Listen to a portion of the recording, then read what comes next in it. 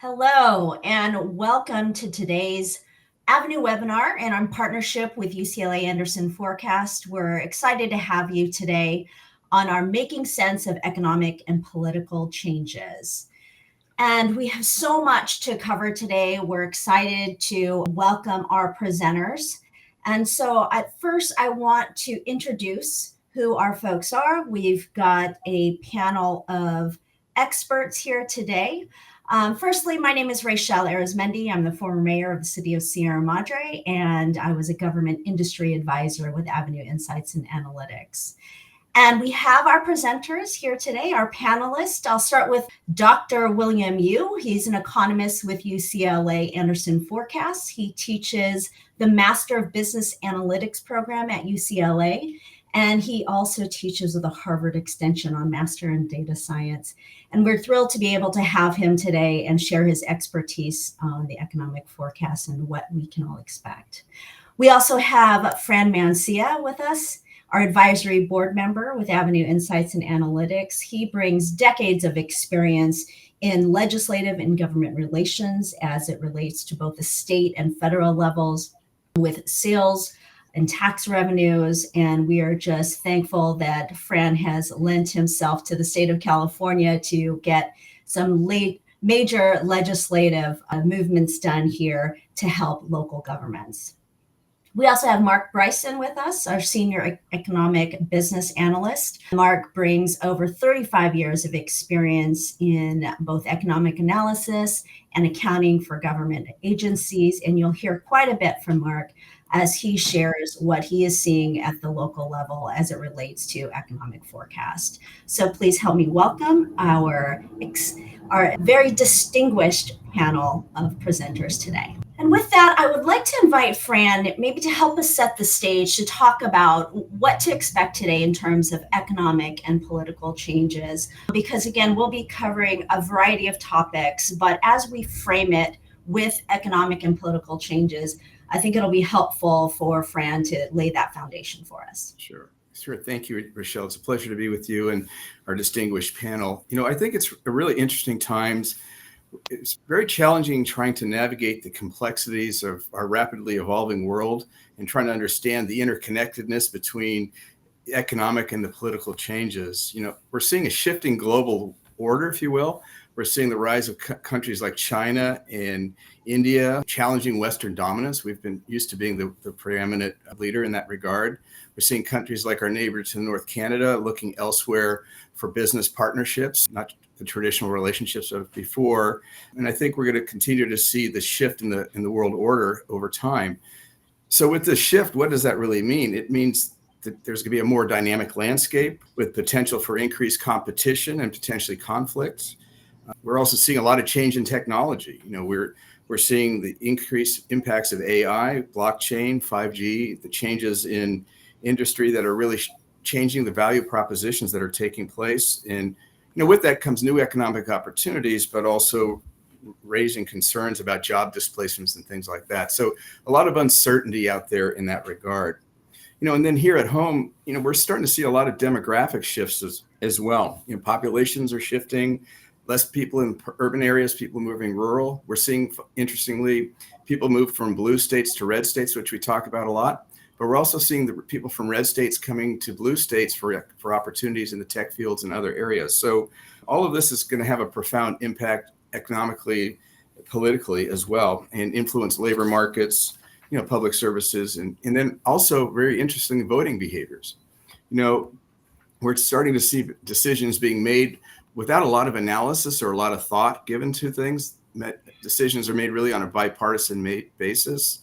We're seeing things just in the last 2 weeks with Texas proposing to redistrict midterm political districts. And as a result, other states are thinking of doing the same. So things that are not traditionally supposed to happen now are certainly happening and at a rapid pace. So with all that, I think we have to be really careful about analysis and debate and understand that a lot of that's not taking place. So we have to really look at things more with a short-term lens, perhaps, because we're making decisions more on the fly and as we go. So I think those are things we really need to have in consideration. And then the other thing I wanted to point out is economic growth really does impact election results. With all this shifting, we're going to see changes in those behaviors, and we're going to have a lot more difficulty making decisions about what are the long-term impacts and effects of things on our current trends. So with that, I think we just have to be much more adaptable with our strategies and our focus, look at the short and midterm things, and be very careful and understand things are going to vary from region to region. So as we talk about the impacts, the local level, and Mark and I go into that later, it'll be very different in one part of the country to another. So those are things to keep in mind. And I think if we stay informed and adaptable, look at long-term versus short-term and differentiate those two, I think it'll help quite a bit, and recognize the role of technology in the future as we go forward. And that it's really going to take a multidisciplinary approach, not just economics, but sociological, environmental things will play into that as well. So with that kind of setting the stage, I know William's going to take us through some really important discussions around tariff impacts, inflation impacts, job markets, interest rates, and things of that nature. So if I may, I'd love to pass it over to Dr. William Yu. Thank you. Thank you, Thank you very much. Yes, thank you very much for having me. My pleasure and honor to be with you guys at Avenue Experts. Friends, your insightful introduction, I cannot agree with you more. So let me begin to talk about the current state of the economy, because over the past several months, we have seen really a lot of uncertainty and transition to a new, I would say, new world order in terms of new international trade paradigm. So we had never seen this kind of high tariff imposed over the past several months, and it will be probably more in the next few months. So let's see how does that impact the economy. So here I show you real personal consumption expenditure, which is the most important component of our economy, GDP. So you can see I had this red circle. Basically, the real consumption adjusted for inflation has been stalled over the past several months, because I think the biggest reason is this policy uncertainty, especially with respect to tariff. However, this is downside, but the upside is it is not as bad as we originally saw, because I remember several months ago, a lot of people are very concerned about the deep recession coming because of this disruption of international trade. However, that had not happened. All right. So next slide, please. So here I would like to show you something usually people don't talk about. So over the past several months, a lot of people are concerned because of this tariff, because of this uncertainty. We are going to see a disruption of global supply chain, and it's not going to impact the consumer consumption behavior. We're not going to buy the product on the shelf of Walmart, but also it's going to disrupt the production. Here, so I show you the data here. So there are three charts. On the left, this is the industrial production, including everything, manufacturing, oil, everything. But look at this red circle. It shows the past several months up to June, I believe. Basically, we haven't seen the significant decline because of this tariff, because of policy uncertainty. So that is good.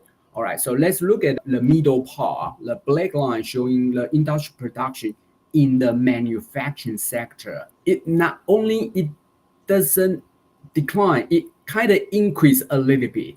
So that is kind of in the right direction, because the reason of this tariff is because we want to have more domestic production. We want to have more industrialization, and that is kind of we are seeing in the right direction in the beginning over the past several months. All right. On the right, this orange curve is the industrial production in oil and gas extraction. Basically, it's natural gas and crude oil. And we have seen that's a upward sloping trend, and that kind of trend continue. So that is very good news, because we are hoping more production can bring more income for the U.S.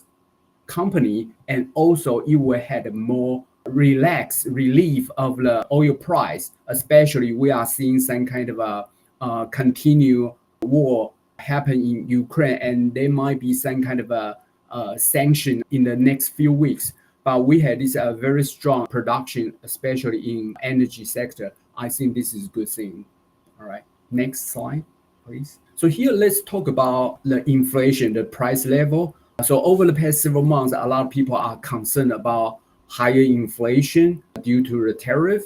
So here on the left, we are looking at two most important inflation measurement. So the blue line is personal consumption expenditure inflation, excluding the food and energy, because both are very volatile. So we call it core PCE inflation.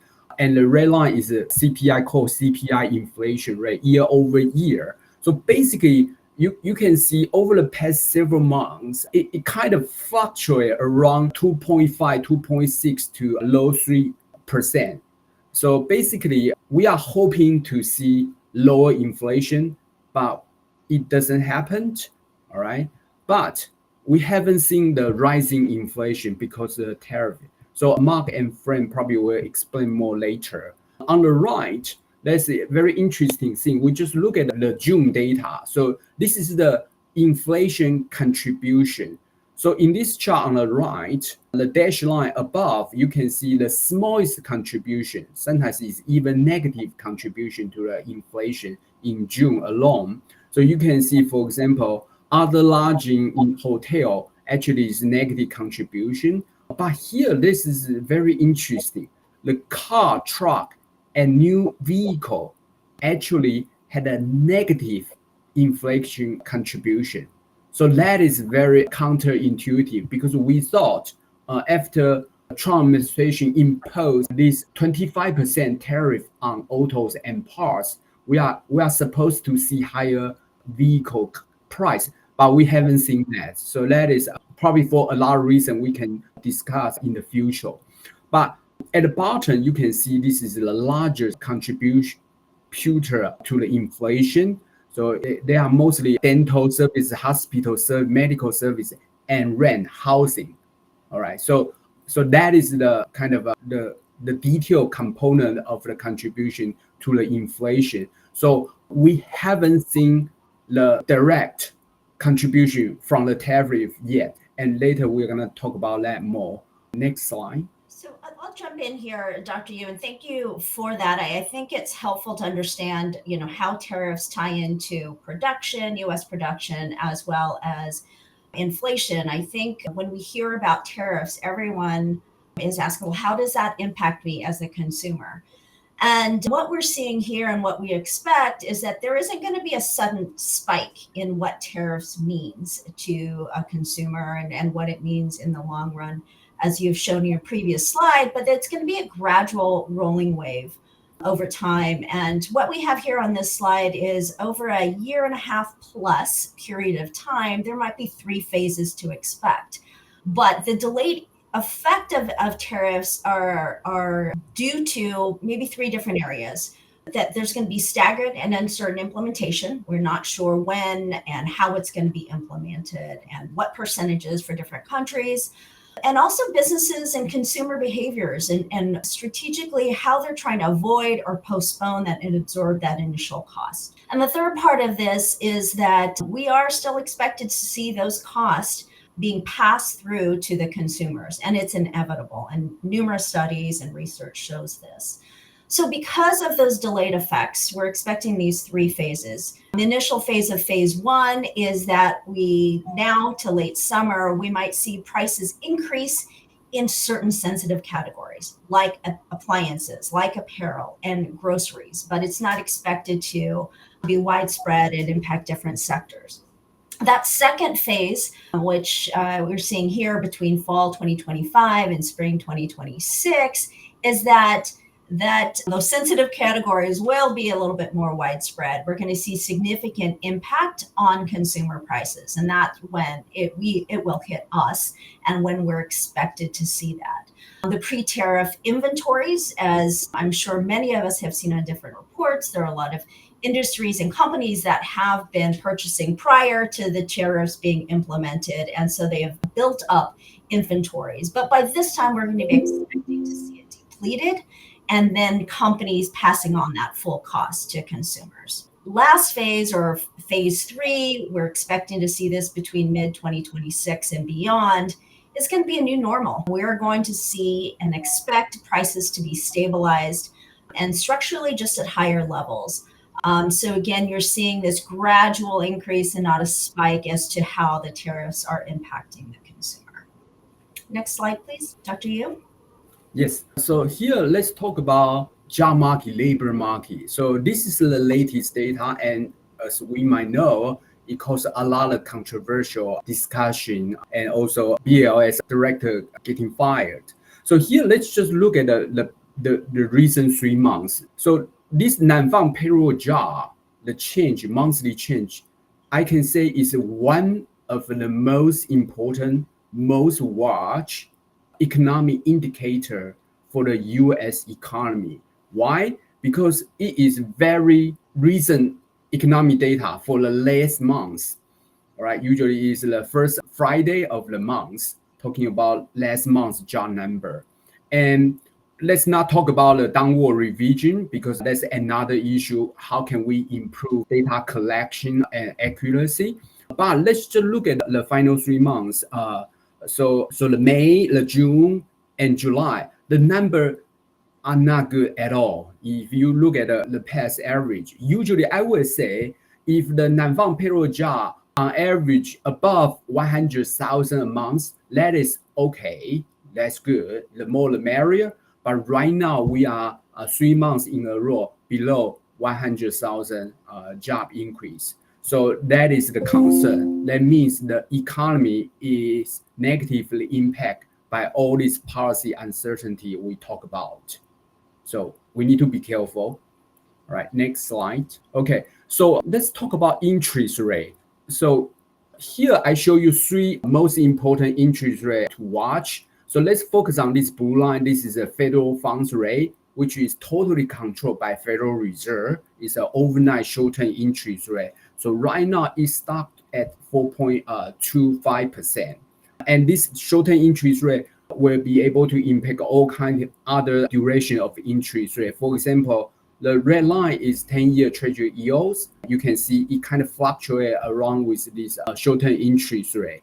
And then this 10-year interest rate will also impact, for example, the long-term interest rates, 30-year mortgage rate. So all these interest rate, short-term, medium-term, long-term, are gonna impact all kinds of economic lending and activity. So right now, 4.2%, I would say it is pretty high. And we are already seeing its negative impact. Housing, all right, housing sales is down dramatically. And it's also impacting the construction. So we have seen the construction spending increase by several hundreds, probably $100 billion over the past year. So that is not good. So that's why a lot of people, including our president, are hoping that the Federal Reserve could cut the interest rate sooner than later. And Federal Reserve had their own concern because the tariff, because of this higher price, high inflation concern. However, the number I show you in the previous slides, this payroll job number, I think probably increase the chance of the federal funds rate cut in September. But we are not sure because it is totally decided by Federal Reserve. So that is something really worth to watch. Based on the Federal Reserve's prediction, we are going to see 3.9 short-term interest rate by the end of this year. So right now it's 4.25. So that's probably another 0.5 percentage cut. But the question is, will it come sooner or later in this year? Yeah. So next slide, please. So we talk about this high interest rate, and one of the consequences of the high interest rate is the federal government need to pay a lot of interest payment for the bondholder. So in this chart, I show you the federal government spending on interest payment as a ratio of the GDP. So you can see over the past several years, it skyrocketed. So right now it's about 3.7% of spending purely on interest payment. It is not the highest one in the history. We have seen higher ones in 80s, in 90s. But we all know high interest rate will force greater federal fiscal discipline. All right, so you can see a lot of pressure on the federal government to reduce the deficit in order to reduce this interest payment. And actually, in early 90s, we had seen this kind of dramatic welfare reform, federal spending cut. It was mostly due to this high interest payment, as we can see in this chart. So right now, let's talk about this one big, beautiful bill act, which just passed in the past months. How does that impact the government budget? And how does it impact the real economy? So a lot of people, including CBO estimation, saying that the federal deficit will increase over the next 10 years. However, we need to know that statement does not include tariff revenue.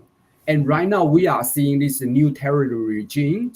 Basically, if we maintain this tariff rate, and then Frank and Mark will talk about this more later, we're gonna see 300 billion or up to 400 billion additional revenue on tariff. So this tariff revenue alone will be able to offset a lot of this kind of tax cut in this OBBBA bill. So here, there are a lot of new items in this bill. So we cannot talk about all of that. So I just choose 4 important ones. The first one, we can see increased SOL deduction will benefit residents in high tax state like New York, California. And then we see this additional 6,000 senior deduction, which will help retirees. And no tax on tips and overtime will help a young and working class earner. And the total amount is about $90 billion a year.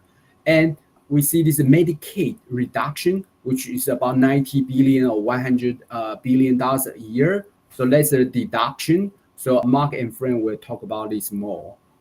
So next slide, please. And Dr. Yu, before you leave that, can you please share with the audience what SALT stands for, please?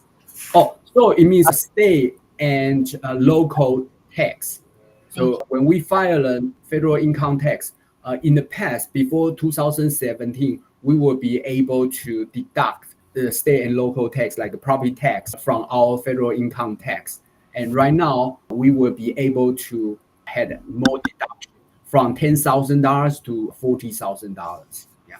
Great, thank you. All right. So finally, let's talk about the economy. So because of the tariff, because of probably right now, in June, our effective tariff rate is 10%, and we expect it will increase to 15% or even higher. So because of that, we're going to see the lower GDP growth in this year and next year.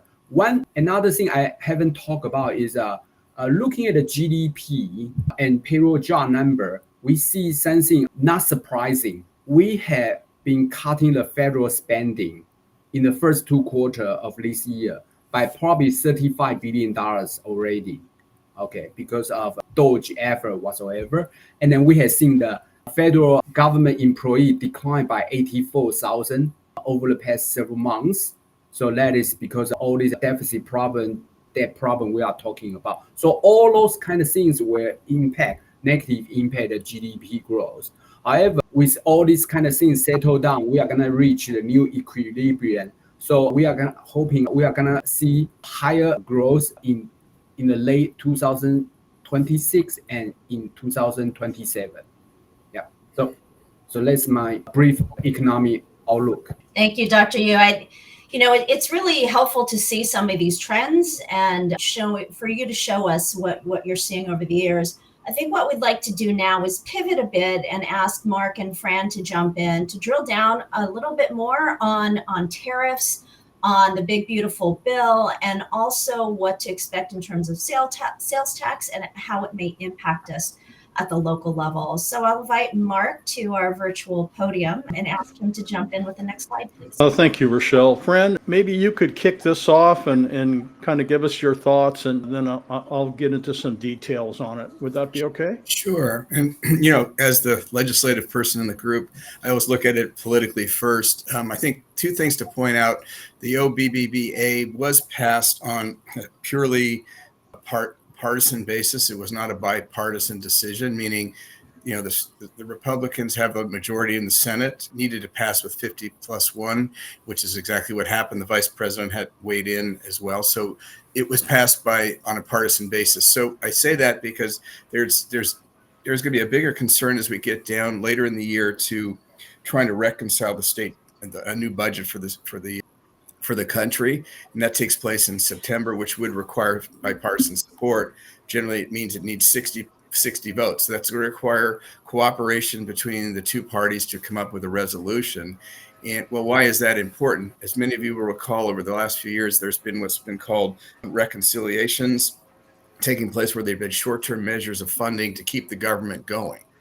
And without a full budget, it becomes impossible to really move forward. So but the fiscal year starts in September for federal government. As you know, many of them are on recess right now, so a lot of efforts haven't been taking place to resolve that. So I think that's something very important. For locals, it really means that if we don't have a new budget passed in September, it could be create a shutdown of the government, and then funding for local governments and counties in particular could really be jeopardized. So that's something we need to keep in consideration. We talked a little bit about in terms of the cost of the OBBA.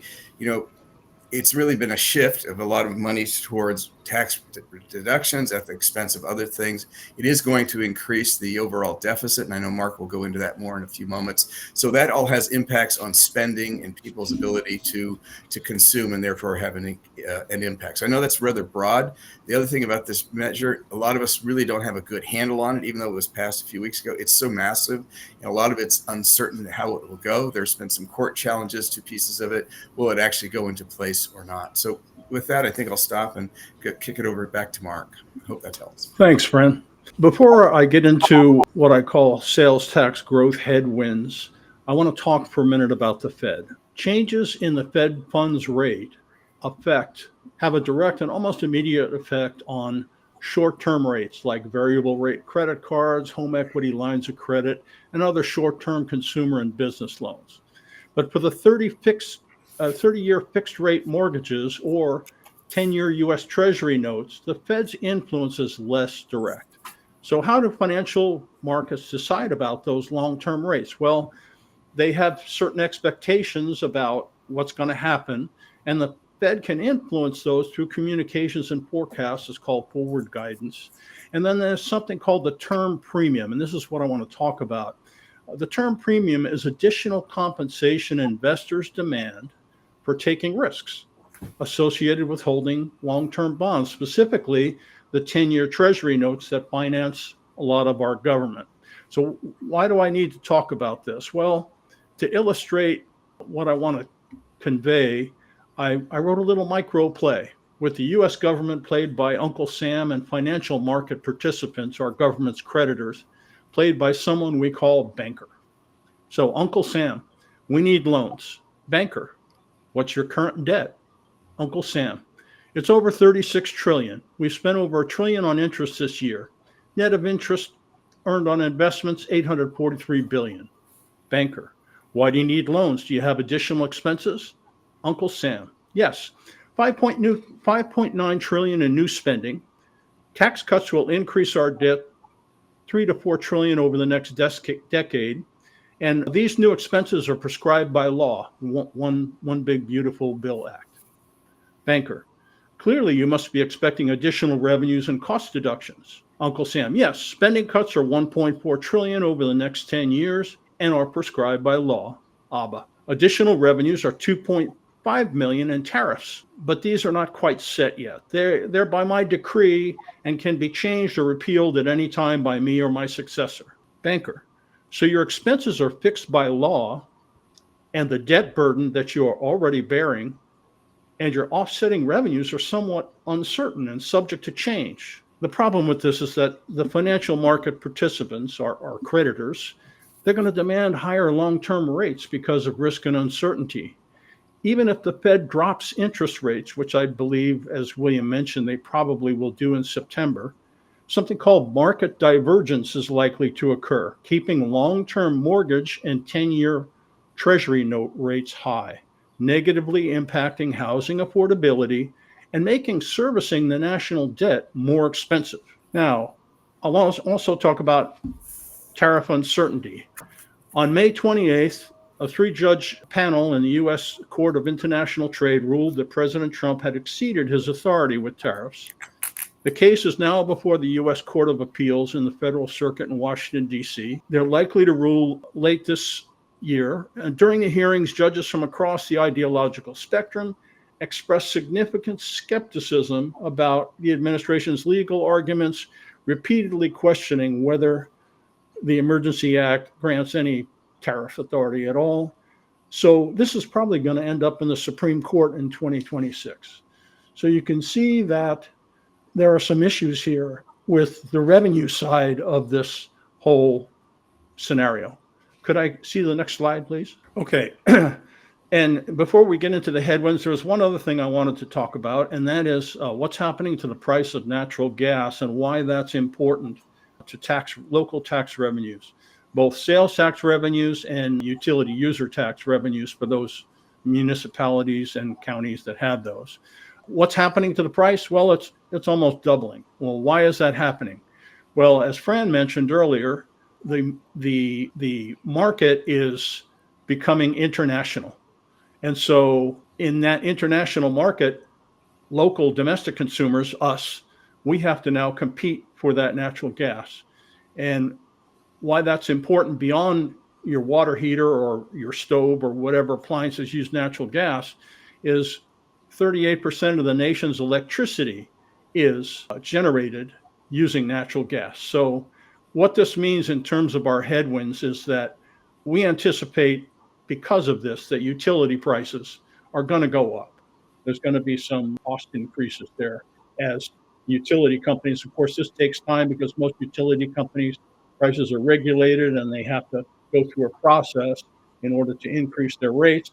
So, but over time, you're going to see utility prices rising. Can I see the next slide? Okay, so how have these recent events impacted our headwinds growth scenario? Well, higher cost of housing, shelter inflation rate was 3.8% in June. As I mentioned, I think it's likely that long-term interest mortgage rates are going to stay high, and there's a lot of uncertainty. Higher cost of utilities, we just talked about. Gas service, 14.2% inflation rate as of June. Natural gas prices increasing by 65% by the end of 2026. And employment, I don't look at the unemployment rate for sales tax purposes. I just look at the number of people working. And I also look at how long people that are out of work are out of work. And that unemployment period is lengthening. And also we have a big negative impact on white collar jobs, I think, with AI. And there's a transition that has to be made from some of those jobs to different types of jobs. Could we see the next slide, please? Okay, so more strong headwinds, higher insurance costs. Auto insurance inflation was 6.1% in June. Medical services, 3.4%. Higher grocery costs, 2.4%. Education costs, we look at the education, 3.4%. The only headwind, there is one sales tax headwind that is diminishing, and this impacts places like California where sales tax is mostly on goods and services. If I could see the next slide, we'll see that. And you can see that personal consumption expenditures, growth in goods and services is now converging. Before, there was a big gap and expenditures were growing at a much higher rate, which was impacting sales tax revenues because sales tax revenues in California, at least, are mostly on goods. And so now you can see that normalizing as those two lines, one for goods, one for services, are coming closer together. There's still a little bit faster rate growth in services, but I think that line is going to continue to converge. So in terms of our headwinds, all of them are stronger. And what that means is that we're going to have flat sales tax growth through the end of this year and through 26. And I hope, along with the economy kind of normalizing as we make this great shift in how we're doing things, I think we'll begin to see some sales tax growth in 2027. Right. And if I could jump in for a minute, Mark, I think this is really helpful. Kind of goes back to what we talked about at the beginning, where there's a lot of uncertainty. People are worried about paying for health care. They're worried about their jobs. They're worried about these unknown expenses and the political climate. It all makes us very nervous and have trepidation about spending. So I think Mark lays that out.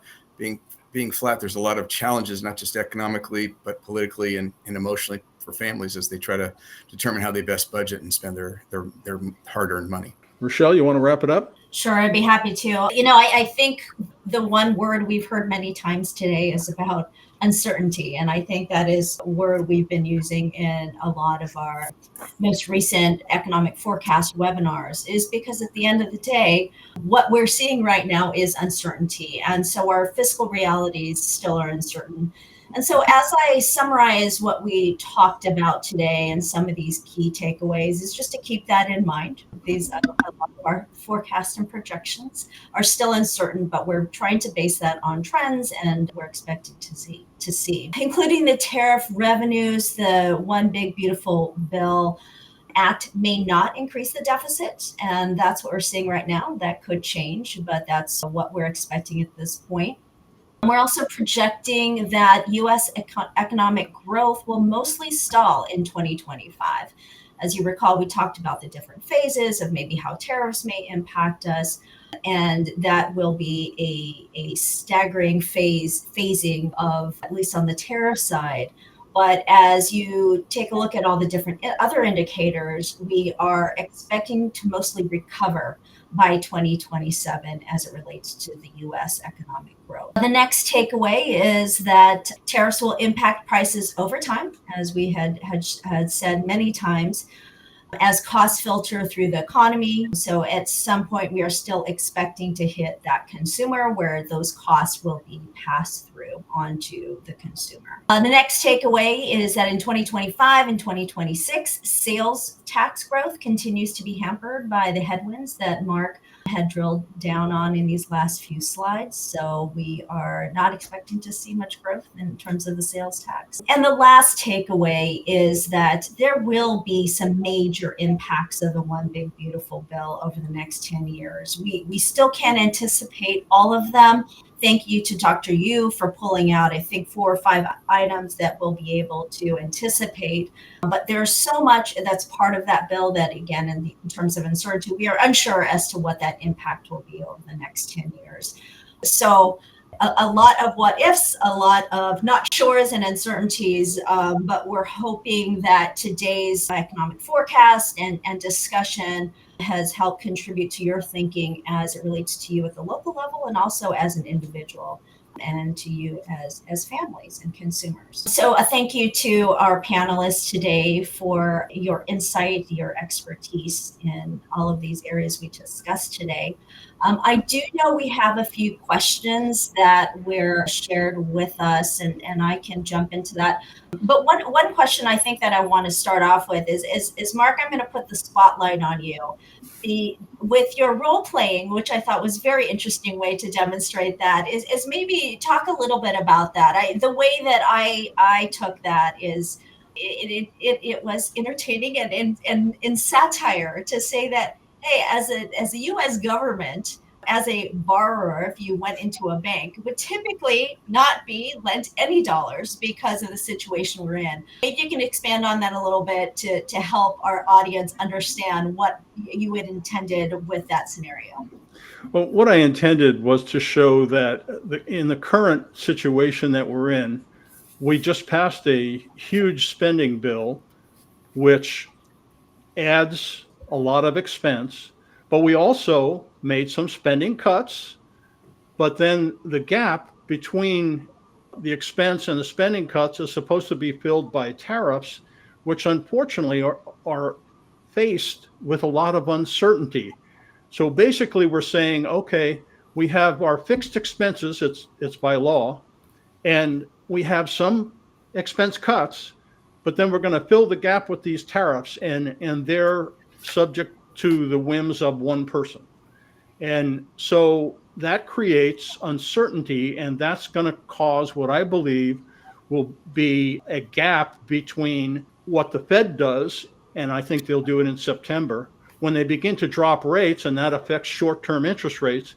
But I don't think the long-term rates, the mortgage rate and the and the important 10-year Treasury note rate, which is what we finance a lot of our government with, I don't think those rates are going to drop because of the risk that's involved with the scenario. And I was trying to illustrate that in a way that most people would understand. If you went into your banker and said, yeah, my costs are this and they're fixed, and my revenues are this and they're not fixed. And so, and oh, my debt is this, which is huge. And, I'm paying a lot right now to maintain it. So it puts us in a bad position as a country, as a borrower. And the outcome of that, I believe, is that long-term rates are not going to drop.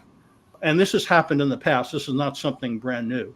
When the Fed drops short-term rates, I don't believe long-term rates are going to drop as much. And that's going to be a problem for sales tax because housing costs are part of the headwind scenario that we discussed with sales tax. Did I explain that? Yeah. Did I answer your question? I think that's helpful, Mark. I think you have another career in screenwriting or in acting, and it was great to hear that illustrated in that way. The next question we have is dealing with tourism, and I'll say personally, I'm reading so much about global tourism and how that's impacted, but this question is specifically about what trends we are seeing in tourism and how that may impact us at the local level. Would like to take a stab at that? I'd be happy to go first. It's interesting to see tourism is being impacted very dramatically. I was just recently on a trip to Las Vegas for a convention for a group that I'm involved in, a nonprofit group, and talking to hoteliers. They're seeing their numbers down 10, 12%. They're talking about vacancies everywhere. The restaurants were complaining about people are not traveling. In looking at Airbnb rentals that are typically filled up through the remainder of the year on the East Coast and coastlines of West Coast as well, they're not booked. They're empty. People are not spending as much, or they're making the decision very last minute. In past years, they would be booking out far in advance. Airlines were offering dramatic discounts. So is this all economic, or is this people's trepidation about spending in light of the things we talked about today? But we're seeing an impact on tourism. And I think Mark, I'm sure will answer, but I think it ties into his comments about sales tax revenues are flat, which means those are discretionary. People are not spending on those trips right now. And it's a trend that's a bit worrisome short term. I think that will correct over time, as Mark described, for 2027, but it's definitely being impacted very negatively right now. And let me just jump in really quickly before Please. you jump in, Mark, is with respect to Airbnbs and what you're seeing there, Avenue Insights and Analytics works very closely with multiple jurisdictions on their their short-term rental policy and how to monitor and how to track that. And I think one of the trends that, at least when I was working with Avenue, is just changes in policy. And so the policy for short-term rentals 10 years ago may have evolved to today. And I'm not sure how that's impacting vacancy rates and people booking and really in terms of tourism.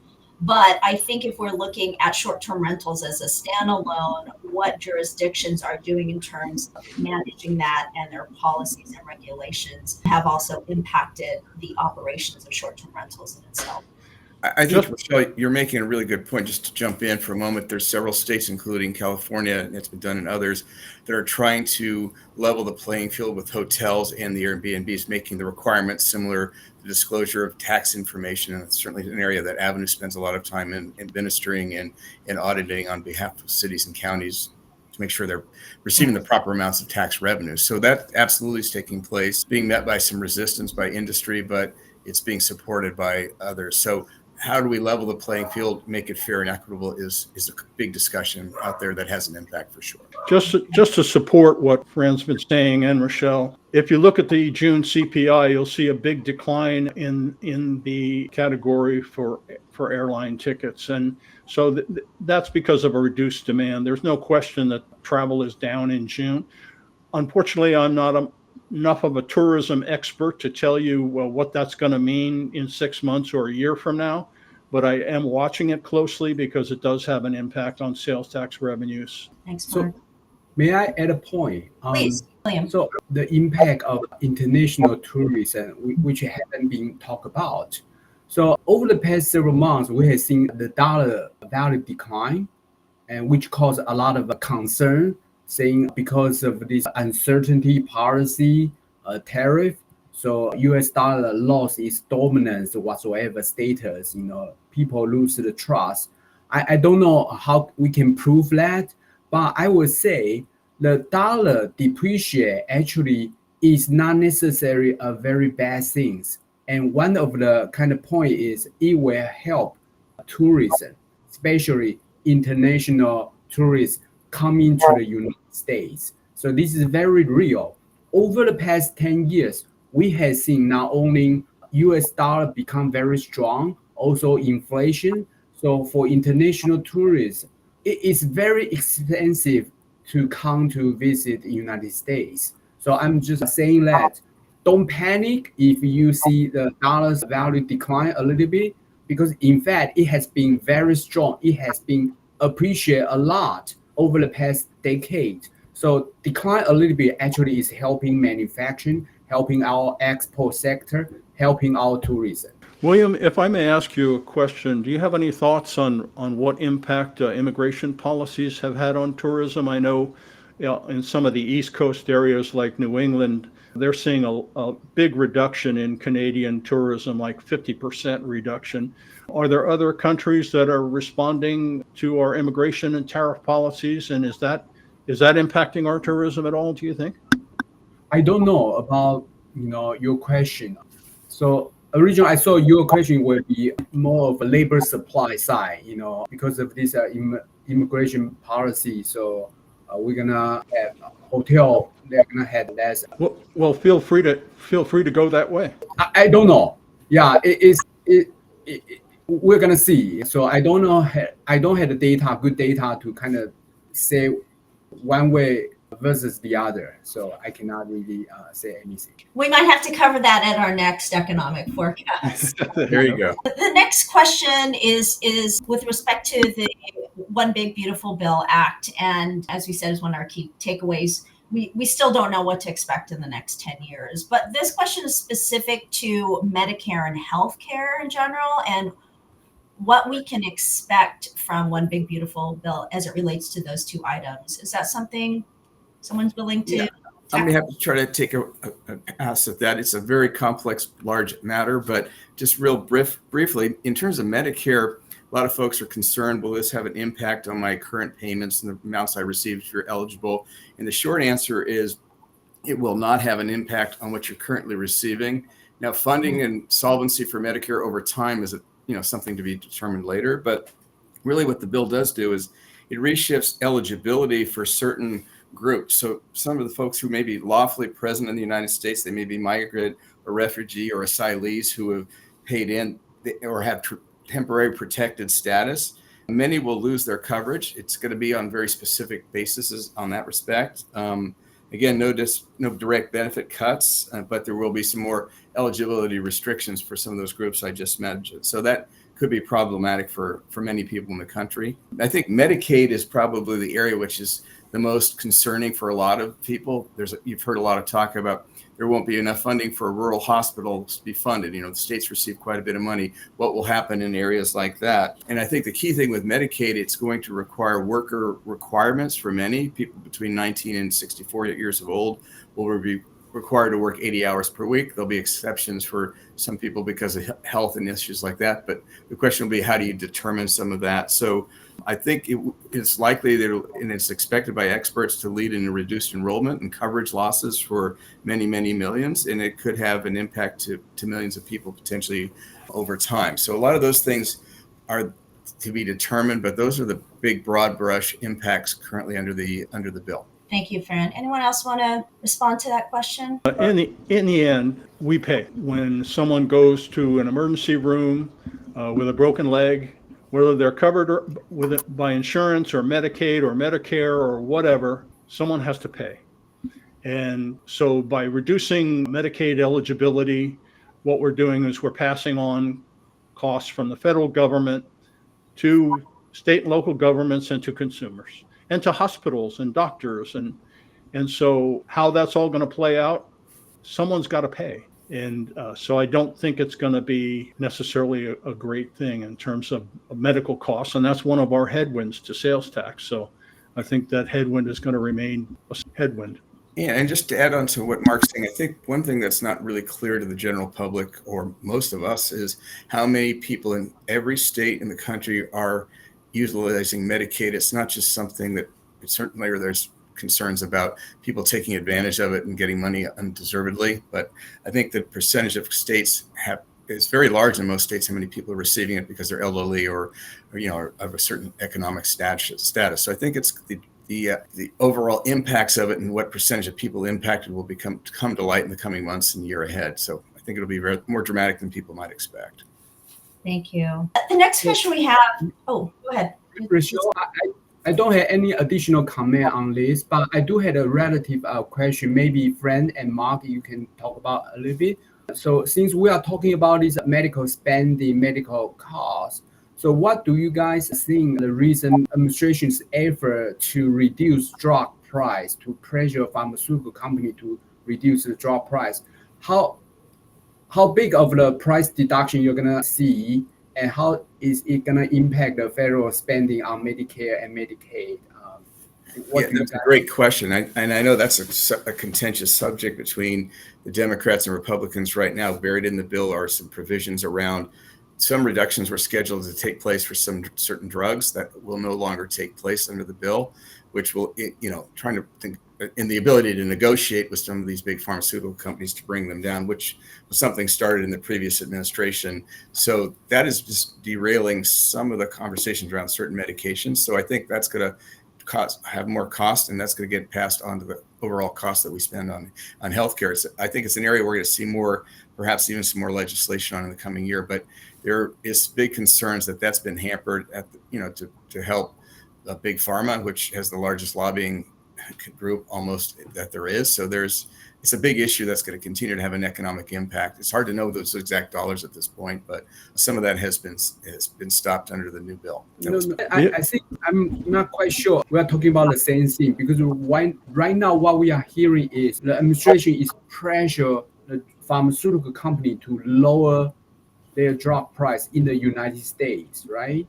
Yes, but there's also some pieces in there where certain drugs are been taken off that list, and that's what's causing some concern. Overall, there's been pressure, but underneath there's several that have been pulled back off the list, which is where I'm going with that. Also, just a comment that I can't resist. President Trump said we're going to have 500% reductions in drug costs. Well, 100% reduction would mean they're free. So I'm not sure how you get to 500%, 1,200% reduction. So I think some of that is hyperbole. Would be the polite term. Right. And I think a lot of this is, William raised a good point. It's not certain where these things are going to go. But I think as we go into the coming year and the months ahead, we're going to have more and more conversations around that, because it's a very important topic.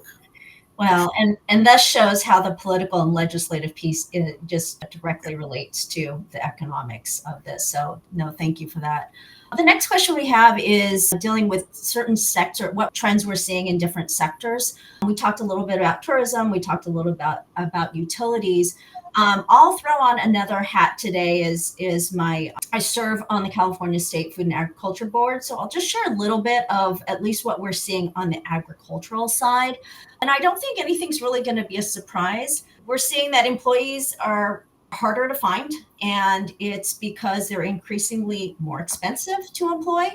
And some of those are because of overall labor costs. In California, I know, and again, I'm speaking from the California perspective, but the data shows that there are several states that are seeing increases in labor costs. There's increases in minimum wage that is impacting the employee landscape and the labor landscape. I'm sure that's not exclusive to agriculture. I'm sure we can extend that to definitely different sectors, but agriculture is seeing that impact their ability to hire and how hard it is to find employees.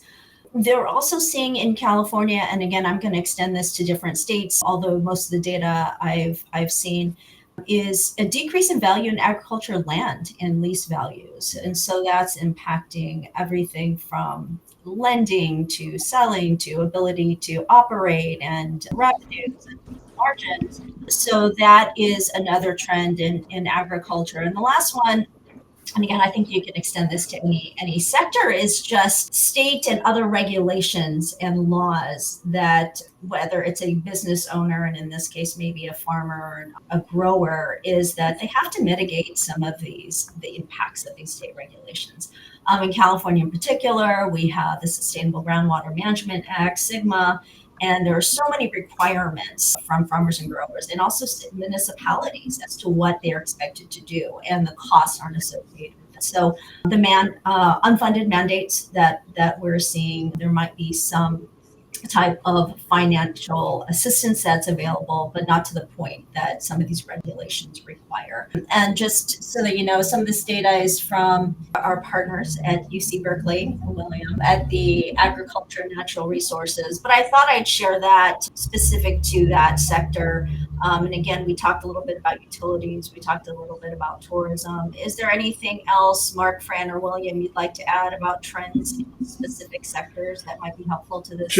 Just on the Medicaid cuts, and state and local governments should brace themselves, because they're going to be impacted when the expenses shifted out of the federal government. Part of who's going to have to respond is that county health programs, and to try and fill some of the gaps. So they should be mindful of that over the next few years. And as we come to the end of our webinar, I know we have one last question, but I think we addressed it during the presentation itself. The question was, what's the expected timeline for how tariffs will impact consumers, how it'll impact cities and local governments? We talked about the 3 phases to expect in the next year and a half, that it might impact certain industries initially, that we're going to see it become widespread in the second phase, and lastly, that it's going to be a new normal. Would anyone else like to add on to that as to how tariffs may impact consumers, cities, and local governments? Well, we're going to have some inflation in prices, and sometimes that actually helps boost sales tax revenues, right? But the problem is, and maybe William can address this, what we don't know yet is how it's going to impact demand. So as prices go up, if demand falls, then you're not going to see more sales tax revenue. And that's basically an unknown at this point. Yes, I can add that. So eventually we all need to see the higher employment, the higher GDP growth, higher income, which will be able to compensate this higher cost of living. So I can add to that, but the situation is we don't know when. The friend talked about this in the very beginning. How does the AI will impact our economy? So there's a good side, there's a bad side. Bad side is mostly a job, unemployment. The good side is productivity. So if we see AI really bringing higher productivity sooner than later, so we're gonna see higher income as the whole country, and it will solve a lot of problems. So yeah, so that is kind of my take. Thank you. Well, such a robust conversation today. Again, I know we always end with uncertainty, but there was so much content and information that we discussed today that I hope our attendees will find helpful as they're thinking through about their own municipality or their jurisdiction and or personally. But I want to thank again our expert panelists that have joined us today, Dr. Yu, Fran Mancian, Mark Bryson. I always enjoy these conversations. I hope all of you that attended today also did, and we look forward to joining our next economic forecast for the next quarter. So thank you so much for joining us. Thank you. Bye-bye.